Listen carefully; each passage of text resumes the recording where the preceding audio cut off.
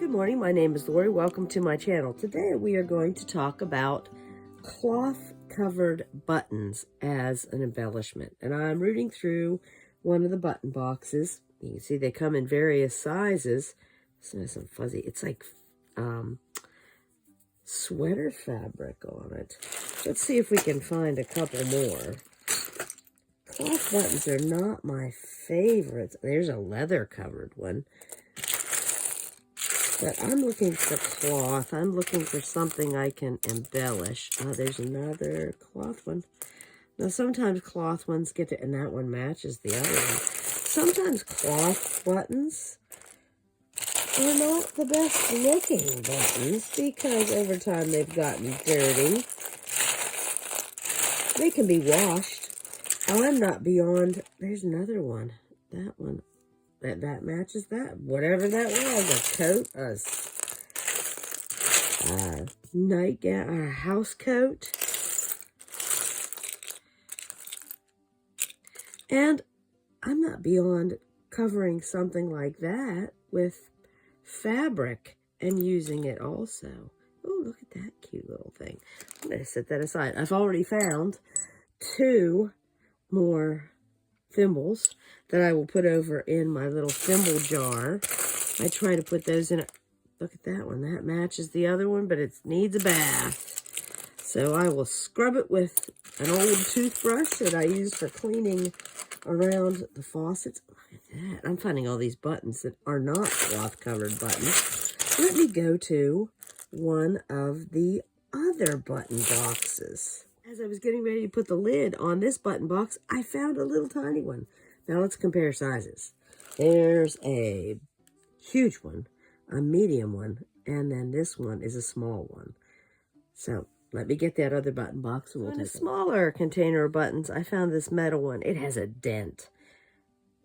It's not in perfect shape, but this might be useful later. So I'm going to set it aside. Now to Grandma's button box. Let me take out the things on the cards. I actually have another place for ones that are on a card so that they don't clog things up. Look, there's a whole bag of leather buttons. And so as I root around in here, and this is the button box you need to be careful with because sometimes there are things that could stab and stick you. Look at that. There's a homemade covered button. At one point, there were lots of covered buttons in here, and I removed many of them.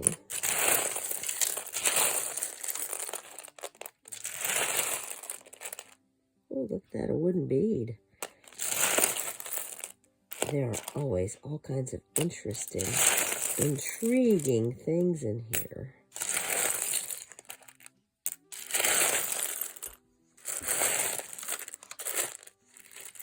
I am not seeing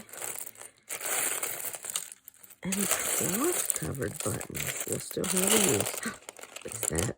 Is it? Could it be? Oh, part of it is, oh, it's vinyl covered. It's not really cloth. Needs a little bit of a bath.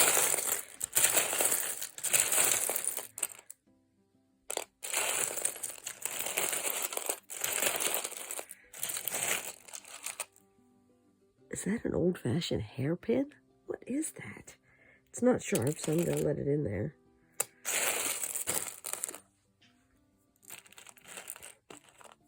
There's another. This one, they used, it's like a washer and a piece of something hard. And they sewed it on with the fabric they wrapped around and stuffed in. Interesting.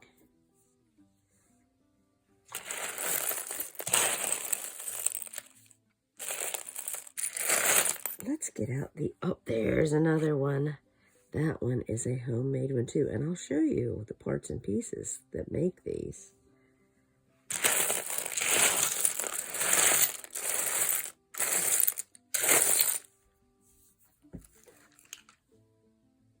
Time to put this one on. As I'm pulling out this button box, I noticed on the side of it, and I've never noticed this before, all the years I've touched and played with it, has my grandmother's name on. Somebody has etched Janie Hoover, a wonderful person, on the edge of it. This is the one that, the button box that she loved. This was the oldest button box. This was probably my great-grandmother's button box at one point. And again, it's got pins and needles and all kinds of things in it. Glad I got a tetanus shot. So let's see if we have any. There's some, see how, that one's kind of scurfy, so don't need a bath. Obviously tucked in and sewn on. This was from one of my grandmother's house coats. I recognize that green quilted fabric.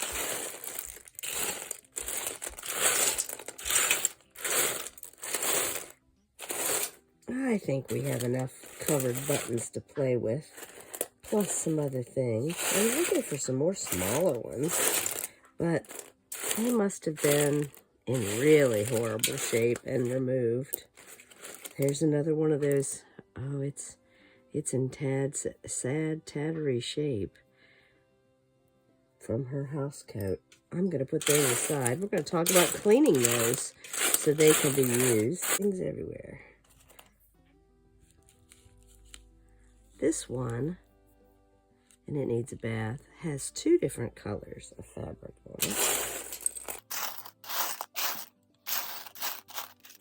A bingo chip. Oh, 63. That's funny. Oh, and some beads. My Aunt Susan used to love jewelry made from those kind of beads. I think I'll take those out of there and put them in the bead collection. Okay, time to stop rooting. It's a hex nut. That's wild. I wonder what that came off of. Ooh. And another bead. And another one of those hairpins. Okay, time to stop rooting. And get to. So I've decided in this box, and it's a nice metal candy box that my sister gave me, I'm going to consolidate things that are on cards so that they are in a central location. Yesterday when we were at a quilt show, they had quart jars for $2 full of buttons, and I said to my friend Barb, I'm not buying buttons because I have a bit of a button problem. And she laughed. She thought I was being funny. And so while I was looking around, I found this butter box. My grandmother would have called it a butter box that they would have put butter in. And I found baggies of buttons. These ones are the only ones. They look like they came off of a wedding dress. They have lace and some other white material underneath. I'm going to pull those out. The rest of them are all just like buttons, reds and greens. And so I'm going to put that back to the side. And then I found this box, which is really a bank. Isn't that cute? Oh, it's an Earl Grey tea box from London, maybe. Oh, wait. English Afternoon, 25 tea bags. Sting. Sold in England. So somebody brought that back as a gift. And inside this, there are, oh, look at this, again, weird things. Fancy schmancy buttons. I'd forgotten all about this when we were looking through buttons. Are there any cloth covered? Oh, no. Oh, I thought that was going to be cloth covered, but it's not even leather. It's fake. There is a leather button. Completely made from leather. I'm going to set that one aside. Put it in this special box. All kinds of interesting things. But I'm not seeing any covered with, oh, look at that one with the little Scotty dog. Isn't that adorable? Set that aside.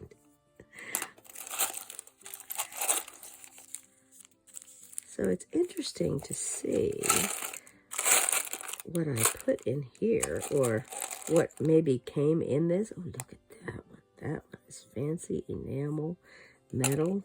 Very nice. I'm going to just put it back right back in there. So there's no shortage of buttons in this household. Oh, there's one covered with fabric, a little tiny one. And I love to use this jar on display in my quilt room so I can look at, I love these toggle squeezy buttons. I'm amazed that I found one in here. I am not seeing a lot of cloth-covered buttons this one has a lot of colored buttons in, which makes me happy. There's another one, different kind of fabric. Oh, it's a totem pole. Interesting. I'll set that with the special stuff. And there's one that's already embroidered a button. Interesting. And cloth covered. Now, I have quite an assortment of cloth covered buttons laying over here. And some of them are desperately in need of a bath. But I also have these things that you make into their buttons to cover, and these were made quite a while ago. I bought these at a yard sale, and you can see that someone even cut out, if I pull this open, they cut out the pattern from a different set. And these, they came with a little holder, and you put it together. You put the fabric in there, you put the button on top, shank on top, and then you just push that down in, and it pulls it all together because of the thickness of the fabric.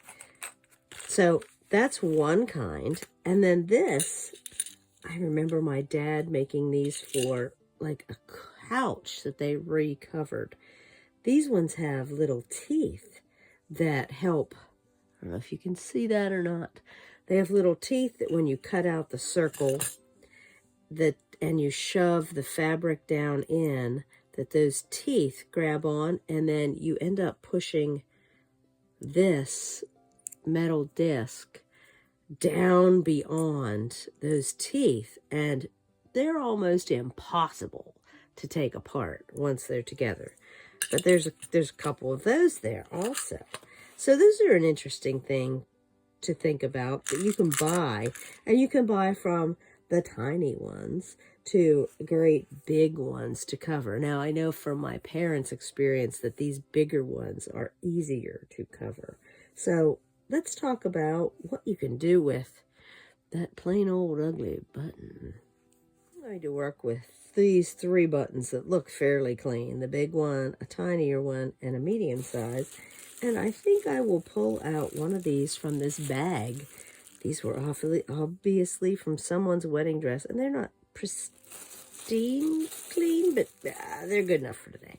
And I think I will work with that dented metal button too. And the rest, I'm going to give a good soak.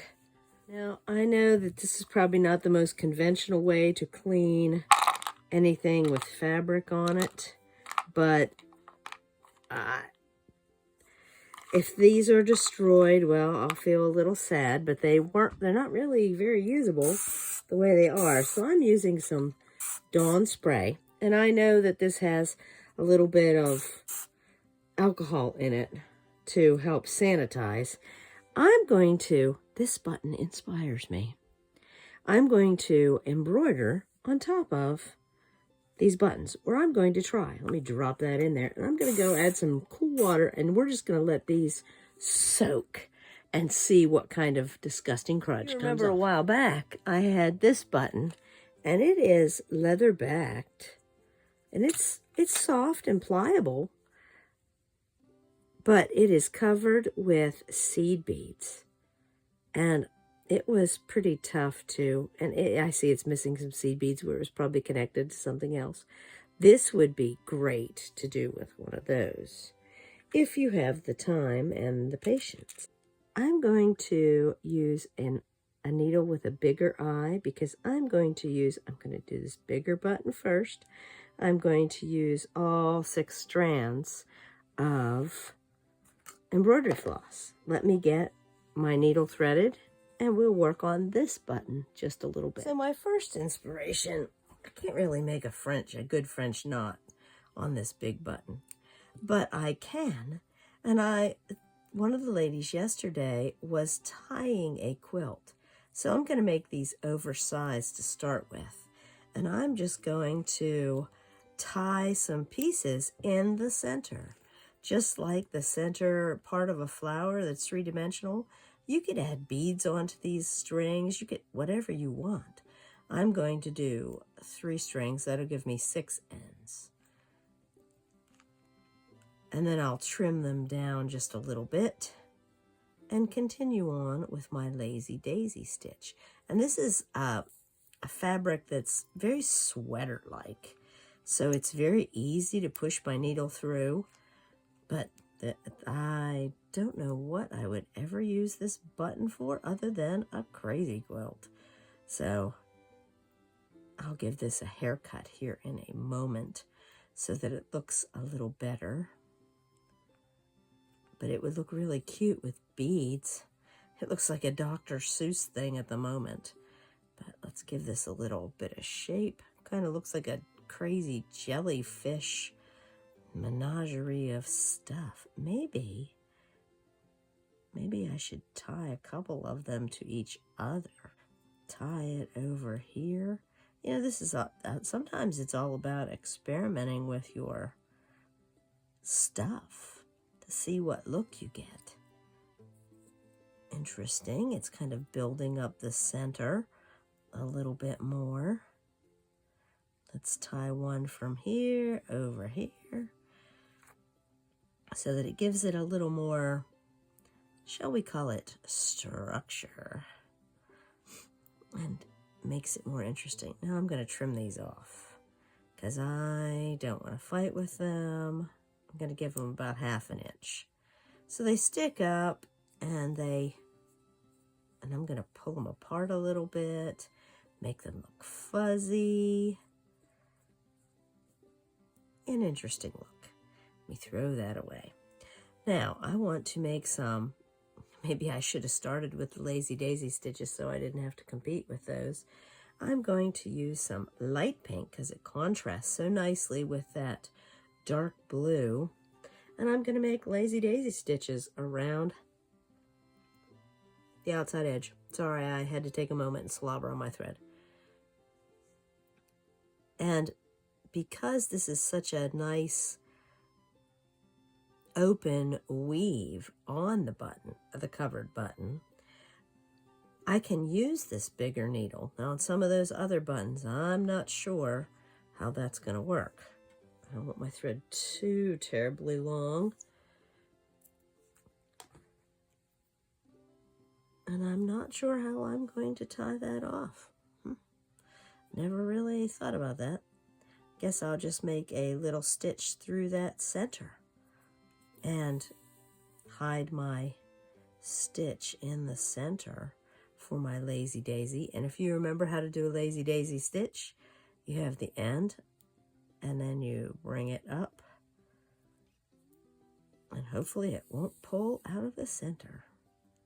Let me pull those threads out of the way. Maybe I'll need to go get some tape and pull those up. And there we have the first of the daisy loops. And then I'll come back up in the center. Oh, I think this, if it doesn't get all knotted up, I think it'll be very cute. And then I'll have my second daisy petal. I think I'll make that one a little bigger. Variety is the spice of life. So I'm going to have some variety in the size of my petals. And I keep on fighting with my center, but it seems to be working okay.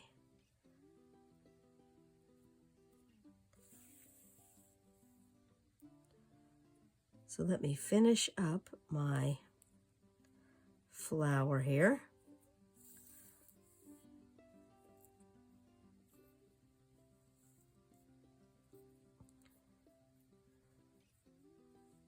And I will share it with you. Okay, the flower has turned out very cute. Now I'm going to add a few green leaves. Since I couldn't sew up through the back, and there's a metal plate in there, I went underneath the center to bury the end. And I'm going to put a couple leaves on there. And that worked for the daisy part. I think I'm just going to let that stick out there a little bit, and then I'll trim it here in a moment. But as long as I let that tail stick out, I can do my leaves. I'm just going to do three, I think. 3 little lazy leaves that are closer to the outside. And I'm just going to put my anchor stitch somewhere in there and then work my way around to the next spot where I would like to have a leaf. And I use the same hole that I came out of and just kind of work my way around until I'm to a spot that I would like to create another leaf in. Now, as you work on the outside edge, it is harder, but it's not impossible. Now, there's a little tiny green spot there. I don't even care, because what am I doing? Am I making this button uglier? I hope not. But that way, I can work my way around, put my other little leaf out here. If I work back toward the center, it actually is easier to run underneath the flower. And I think I'm going to go back over to where I started, where I put in, and put my third leaf over here somewhere. So I have my tacking stitch to hold down my lazy daisy leaf. Maybe I'll do 4 leaves. I know that 3 and odd numbers are usually more visually pleasing to us as human beings.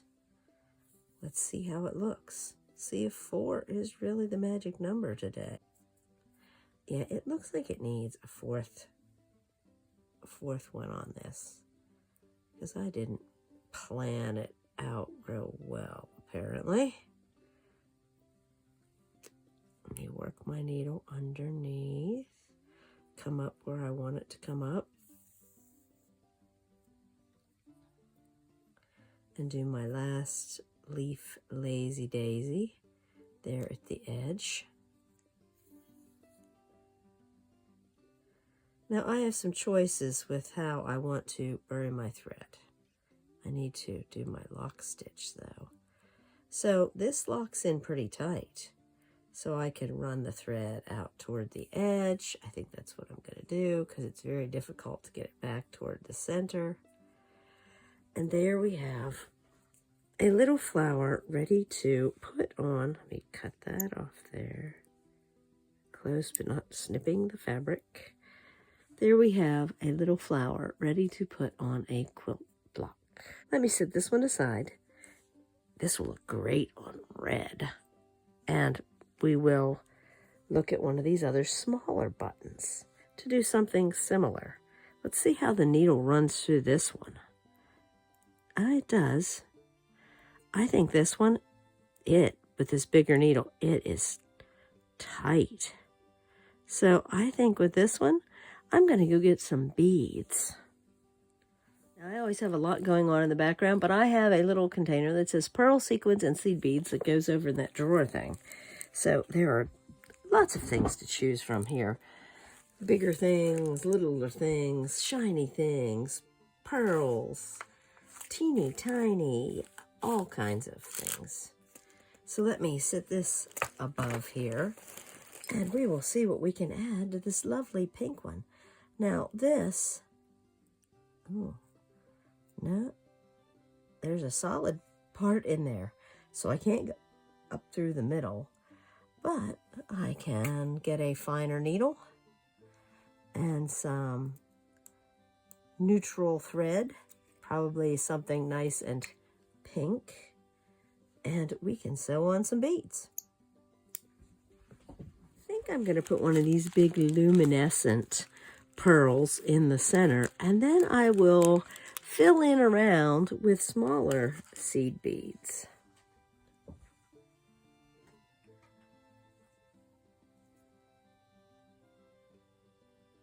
And yes, I do have a spool of pink that matches that button. Isn't that amazing? I'm going to try to get that knot like under that bead so that it doesn't show. There we go.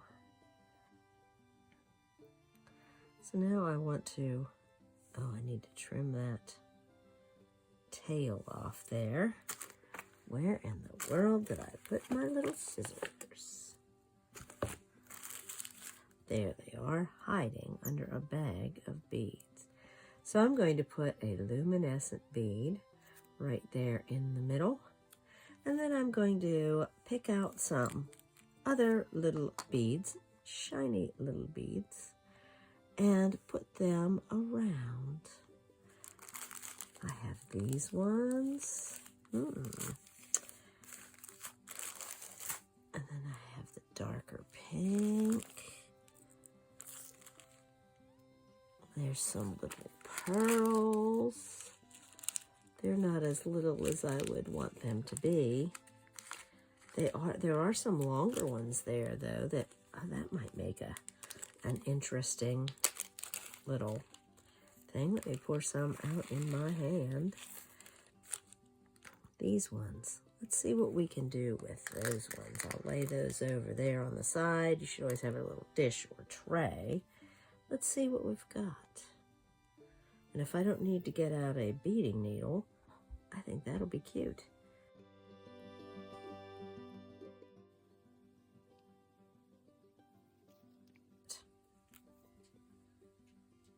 I'm going to just make a couple loops, like really tiny loops, so you can't see it since the thread matches pretty well. And I'm going to trim it off close. And there is our little daisy bead with pink shining through. So much better than just a plain old bead ready to be added to a crazy block. We have, that I have kept handy, the plain old blue upholstered bead, the wedding bead, and the silver bead that needs some serious work. This little bag has sequins of a variety of colors and silvery white beads. So I'm going to pour some into my little lid, and we're going to add some sequins to this button. Give it some more life. I am switching thread colors to a lovely gray, which will pretty neutral. And we'll come back to this button. Now this button has some interesting color swirl variation. I'm just going to give it a couple sequins and beads. I'm going to pull my knot in, and I'm going to trim off the extra tail so that it sits so flat that we will not see it, but it will stay firmly on. So I'm going to start with a sequin. What color am I going to start with? Guess it's going to be blue. And then I'm going to put on a bead. I went away for a few minutes. Got some vegetable soup started on the stove. It is a snowy, yucky day, but the temperatures are still above freezing. I have 4 different outdoor temperatures, And they are all saying it is 36 degrees or more. So the beading needle, if you don't remember, I bought 60 of them in a thing from, and the eye is narrow enough that I can put a seed bead on. So to put a sequin on, you come up through the bottom of the sequin, you put a seed bead on, and then you go back down through the sequin, and you pull it tight, and the sequin holds, the seed bead holds the sequin in place. So I'm just going to add some sequins to this button. I don't think I'm going to cover it, because I just need it to be a little fancier than what it was.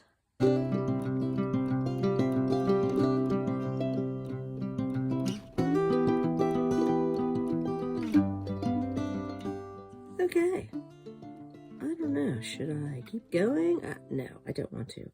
To tie this off, I think that adds enough bling. To tie this off, I'm just going to run it through to the other side. And the tightness of the fabric, I'm going to do that twice.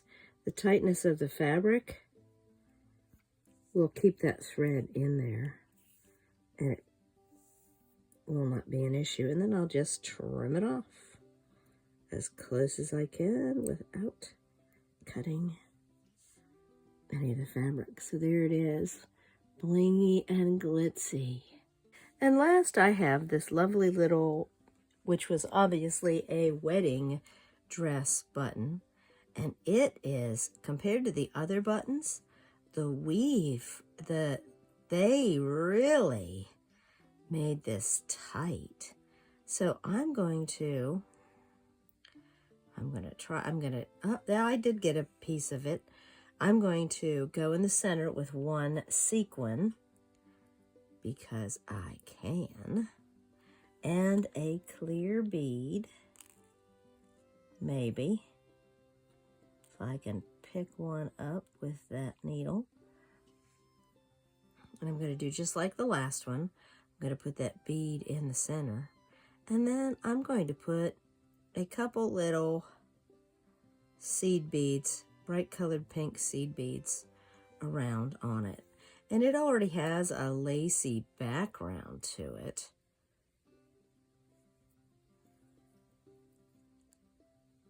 And then we will talk about this last little button. I just put a small handful of beads from this bag out on my lid, because then I can dump the corner into the, I'm going to pick some of these darker beads and just randomly sew a bead here and a bead there, run it through. It takes a little bit of doing because bead needles are very thin. So if I go under and just go here and there with bright colored beads, it will look really cute.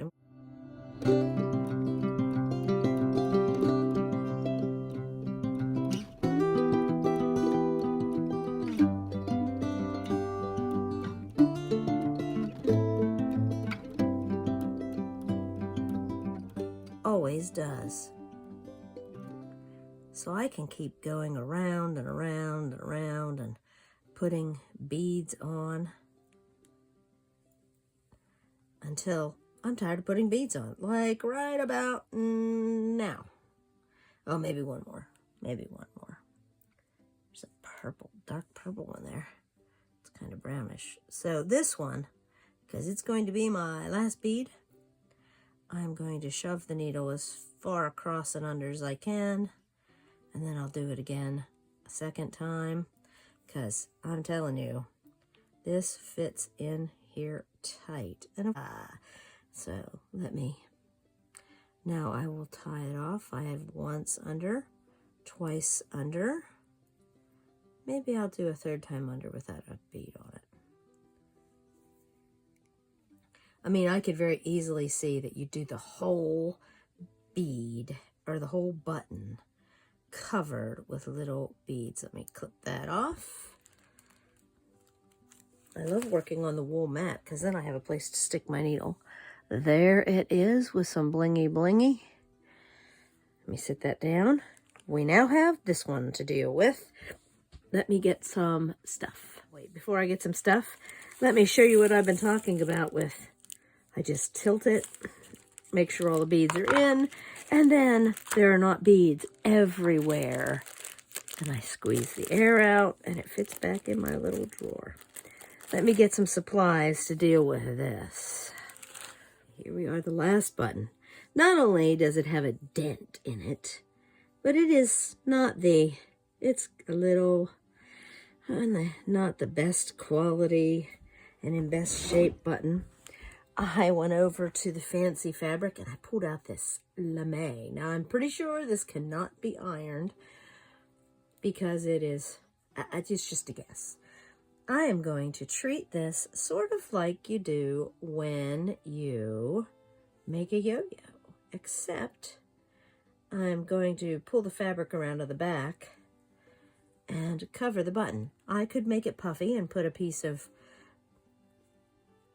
like quilting, like batting in there if I wanted to, but I don't really want to. And yeah, I'm still using the beading needle.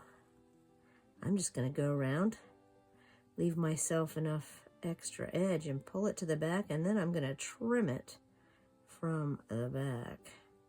I'm trying my best to make a circle. Don't know if I'm succeeding, but I've got snow on the brain. It is still above freezing.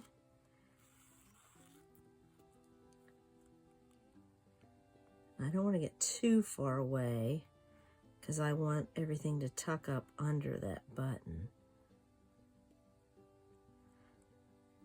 And since I'm using lame, you know, if I'm worried about it fraying once I cut it, I could add some glue to the back of it. I'm not real big on glue because it doesn't always wash the best, but if I'm worried about that, I could use fray check, I could use white glue, the kind that doesn't wash off. All-purpose glue. Whatever you want. And if you're not going to wash your quilt ever, which I have strong feelings about that, but okay. So I'm back to the beginning of where I started my gathering stitch. I'm going to gather it as tight as I can. I'm going to tie it off once I get it gathered tight. And by tie it off, I mean I'm just going to run some stitches. Make sure it's nice and tight. I'm going to run some stitches right there and then run the thread through itself. I'm going to do that 2 or 3 times because it's lame and it's very thin fabric, but it's cute and swanky.